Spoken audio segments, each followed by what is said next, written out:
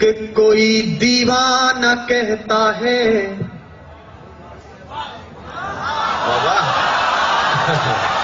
अरे दाद देनी है, खाज नहीं देनी है। सुनेगा, मस्ती के साथ सुनेगा। इसका वॉल्यूम बढ़ा दो भाई, मेरा कम है। कि कोई दीवाना कहता है, कोई पागल समझता है। नौजवान दोस्त मेरा साथ दें। मैं समझ गया कि तुम हो। कोई दीवाना कहता है, कोई पागल समझता है, मगर धरती की बेचैनी को बस बादल समझता है। मगर धरती की बेचैनी को बस बादल समझता है। मैं तुझसे दूर कैसा हूं, तू मुझसे दूर कैसी है। अब दिल धड़के तो उसे तालियों में बदलना। मैं तुझसे दूर कैसा हूं, तू मुझसे दूर कैसी है। ये तेरा दिल समझता है या मेरा दिल समझता है। ये तेरा दिल, ये इस बार के सेमेस्टर में आने वाली है। कि मोहब्बत एक एहसासों की पावन सी कहानी है। बहुत अच्छे। तुम यहाँ थे? मैं तो तुम्हें आगरा में ढूंढ रहा था। कि मोहब्बत एक एहसासों की पावन सी कहानी है। कभी कबीरा दीवाना था, कभी मीरा दीवानी है। यहाँ सब लोग कहते हैं मेरी आंखों में आंसू है। ये पंक्ति सुनना और आप तक पहुंच जाए तो सूचित करना। यहाँ सब लोग कहते हैं मेरी आंखों में आंसू है। जो तू समझे तो मोती है, जो ना समझे तो पानी है। जो तू समझे तो मोती है। और एक बात और ध्यान से सुनना, आप उस दौर में हैं जब आप विशिष्ट हैं। जीवन को इस तरह जीना कि कोई मिले कभी तो खुद से नजर मिला सको। गालिब ने कहा, यह गालिब का शहर है दिल्ली, किसी से मिलने पर शेर सुनना बड़े शायर का। मत पूछ के क्या हाल है मेरा तेरे आगे, मत पूछ के क्या हाल है। मैं आरईसी में पढ़ता था, एक सेमेस्टर छोड़कर भाग आया और यहाँ पढ़ा रहा हूं क्योंकि मुझे लगा it's better to be a good poet than a bad engineer. अब तो मैं अपना ही भविष्य बिगाड़ रहा हूं, तब तो मैं देश का बिगाड़ रहा होता। तब पंक्ति पढ़ता हूं। गालिब ने कहा, मत पूछ के क्या हाल है मेरा तेरे आगे, तू देख के क्या रंग है तेरा मेरे आगे। क्या बात। तब पंक्तियां सुनना कि समंदर पीर का अंदर है लेकिन रो नहीं सकता। लड़कों की खास बात चाहिए मुझे इस पर। समंदर पीर का अंदर है लेकिन रो नहीं सकता। ये आंसू प्यार का मोती है, इसको खो नहीं सकता। क्या बात है, वाह वाह वाह। ये आंसू प्यार का मोती है, इसको खो नहीं सकता।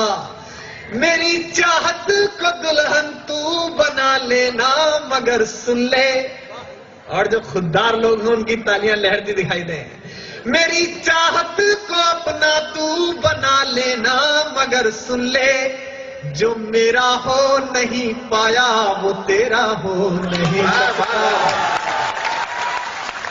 जो मेरा हो नहीं पाया। और एक मुक्तक और सुनिए, इसके बाद मैं कविता पढ़ता हूं। प्रेम में, जैसा गजेंद्र सोलंकी ने बताया, भारत बड़ा हिपोक्रेट देश है। प्रेम हिंदुस्तान में एक ऐसा विषय है जिसमें केवल थ्योरी की क्लास चलती है। मैं आपको 4 पंक्तियां पढ़ा दूं, सुनेगा 4 पंक्तियां। और ये बिल्कुल मस्ती की पंक्तियां हैं। बरसों प्रेम लिखने के बाद यदि आप प्रेम करें तो क्या दिक्कत आती है देश में। सुनेगा कि भ्रमर कोई कुमुदनी पर, मस्ती के साथ सुनना और मैं जो सुनाना चाह रहा हूं वहीं पहुंचना, वरना स्लिप हो सकती है बात। भ्रमर कोई कुमुदनी पर मचल बैठा तो हंगामा। हमारे दिल में कोई ख्वाब पल बैठा तो हंगामा। अभी तक डूब कर मोहब्बत का। और प्रोफेसर्स की भी दाद चाहता हूं इन बच्चों के साथ। अभी तक डूब कर सुनते थे सब किस्सा मोहब्बत का, मैं किस्से को हकीकत में बदल बैठा तो हंगामा। मैं किस्से को हकीकत में बदल बैठा तो। एक प्यार की गीत सुनाता हूं, क्योंकि देखिए राजनीति की भाषा मुझ पे आती नहीं, और राजनीति की भाषा इतनी घटिया हो गई है कि हम बोल भी नहीं सकते। दिल्ली में अभी चुनाव हुए तो मेरे भाजपाई और कांग्रेसी दो दोस्त लड़ पड़े एक दिन शाम को डिस्को में।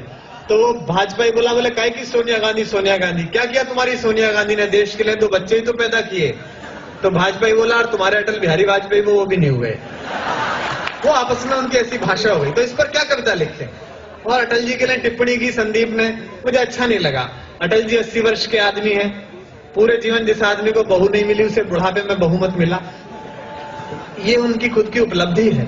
मुझे तो याद है अभी एक दिन अटल जी सोनिया जी के साथ सर्वदलीय मीटिंग में बैठे हुए थे, तो सोनिया जी ने कहा अटल जी ये पाकिस्तान बहुत गड़बड़ कर रहा है। आप जानते हैं सोनिया जी बहुत अच्छी हिंदी बोलती हैं। जब वो हिंदी बोलती है मुझे पता नहीं बातें कहां होती है लेकिन शरीर में खिल जाती हैं। तो बोली अटल जी ये पाकिस्तान बहुत गड़बड़ कर रहा है, आप इस पर हमला कर दीजिए। अभी पिछले दिनों सोनिया जी राजस्थान में प्रचार में गई तो भरतपुर में तो चित्तौड़ के राजा की जय बुलवा दी और चित्तौड़ में भरतपुर वाले की जय बुलवा दी। वो पर्चा बदल गया था। तो किसी ने कहा बोले मैडम ये तो गड़बड़ हो गई, आपने दूसरा राजा इस्तेमाल कर दिया।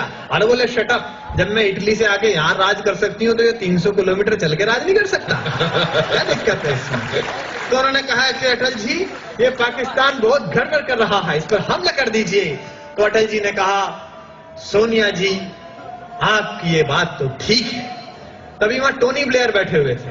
टोनी ब्लेयर आप जानते हैं ब्रिटेन के प्रधानमंत्री हैं, जॉर्ज बुश के छोटे वाले पामेरियन हैं। वो भी वहां बैठे हुए थे। उन्होंने कहा नहीं नहीं नहीं अटल जी आप हमला मत कीजिए, आप बड़े भाई हैं, दक्षिण एशिया में शांति का संकट पैदा हो जाएगा। तो अटल जी बोले टोनी जी आपकी ये बात तो ठीक है। तभी एक पत्रकार बोला था आपकी समझ में नहीं आ रही है, इसकी भी ठीक कह रहे हो, इसकी भी ठीक कह रहे हो, आप तो कुछ कर ही नहीं रहे हो। बोले यार बात तो तुम्हारी भी ठीक। तो 27 दलों की सरकार चलानी है तो मैं आपको राजनीति पे नहीं प्रेम पे कविता सुनाता हूं, क्योंकि प्रेम सफल हो जाए तो आदमी विवेक ओबराय हो जाता है और असफल हो जाए तो सलमान खान हो जाता है। और मैं आप सबको विवेक ओबराय देखना चाहता हूं। अब आप भी क्यों ना हो साहब, वो स्त्री जिसके लिए वो दोनों पागल हैं वो सुंदर ही इतनी है, भगवान ने पूरी समर वैकेशन खराब करके बनाई है। मैं तो अभी कहाँ पढ़ाता हूँ कॉलेज में, तो मेरा एक विद्यार्थी आत्महत्या के लिए चढ़ गया। गाजियाबाद में हमारे यहाँ कौशाम्बी में 12 मंजिली इमारत है, ऊपर चढ़ गया। तो उसके गुरु पिता, उनका पिता का फोन आया, बोले सर चले आइए आपका शिष्य बहुत परेशान है, आत्महत्या करना चाह रहा है। तो मैं गया, मैंने कहा अभिषेक बेटा नीचे आ जा, आत्महत्या मत कर, मैं तुझे वो नई वाली मोटरसाइकिल दिलाऊंगा, वो हुड़ी बाबा। बोला नहीं गुरुजी मैं कूद कर मरूंगा, मेरी बेइज्जती हुई है। अरे मैंने कहा नीचे आ जा, ओम व्यास और मैं अमेरिका जा रहे हैं इस बार स्विट्जरलैंड, तो मैं ओम व्यास की घरवाली के टिकट पे तुझे ले चलूंगा। बोले नहीं गुरुजी इसमें तो ज्यादा रिस्क है, मैं कूद के ही मरूंगा। तो मैंने कहा मैंने मन रखने के लिए कह दिया। अरे मैंने कहा मैं कलकत्ता गया था तो वो ऐश्वर्या राय की माँ वृंदा राय मेरी फैन हो गई, मैं तेरी ऐश्वर्या राय से शादी करा दूंगा, नीचे आ जा। बोला गुरुजी ऐश्वर्या राय कौन है? मैंने कहा फिर तू कूद के ही मर जा। फिर तू कर भी क्या रहा है? मेरा कई बार मन करता है कि मैं गजेंद्र सोलंकी को उस वाली बिल्डिंग पर ले जाऊं, लेकिन डर ये है कि ये भी हो सकता है कि ये वहीं रहे और मैं नीचे आ जाऊं। ये शरीर का मामला है। तो मैं एक कविता सुनाता हूं आपको, मोहब्बत में सच की कविता, और इसमें दिल धड़के आवा मिले। पहली पंक्ति से जुड़िए, आपको मेरा नाम याद नहीं रहेगा, ये कवि सम्मेलन याद नहीं रहेगा, लेकिन इस कविता का शीर्षक पगली लड़की याद रहेगा। इसका एल्बम भी जल्दी आएगा और इसे अब पहली बार मुझसे सुन लीजिए, अगली साल तक ये पहुंचेगी बात आपको सुनेगा। मावस की काली रातों में दिल का दरवाजा खुलता है। ये ऐसे जैसे मैं आपके बारे में बात कर रहा हूं, चाहे T5 में रहते हो चाहे बॉय हॉस्टल में रहते हो। मावस की काली रातों में दिल का दरवाजा खुलता है, जब दर्द की प्याली रातों में गम आंसू के संग घुलता है, जब पिछवाड़े के कमरे में हम निपट अकेले होते हैं, अकेले होते हैं। मुरारी बापू की कथा की तरह मत सुनना, आह वाह करते रहना। जब पिछवाड़े के कमरे में हम निपट अकेले होते हैं, अकेले होते हैं, जब घड़ियां टिक टिक चलती हैं सब सोते हैं हम रोते हैं। जब घड़ियां टिक टिक चलती हैं सब सोते हैं हम रोते हैं, जब बार बार दोहराने से सारी यादें चुक जाती हैं, जब ऊंच नीच समझाने में माथे की नस दुख जाती हैं। पंक्तियां सुनना और अगली 2 पंक्तियों पर जितने भी लोग हों सबके हाथ खुलते हुए देखना चाहता हूं। जब ऊंच नीच समझाने में माथे की नस दुख जाती है, तब एक पगली लड़की के बिन, तब एक पगली लड़की के बिन जीना गद्दारी लगता है, और उस पगली लड़की के बिन मरना भी भारी लगता है। मावस की काली रातों में दिल का दरवाजा खुलता है, जब दर्द की काली रातों में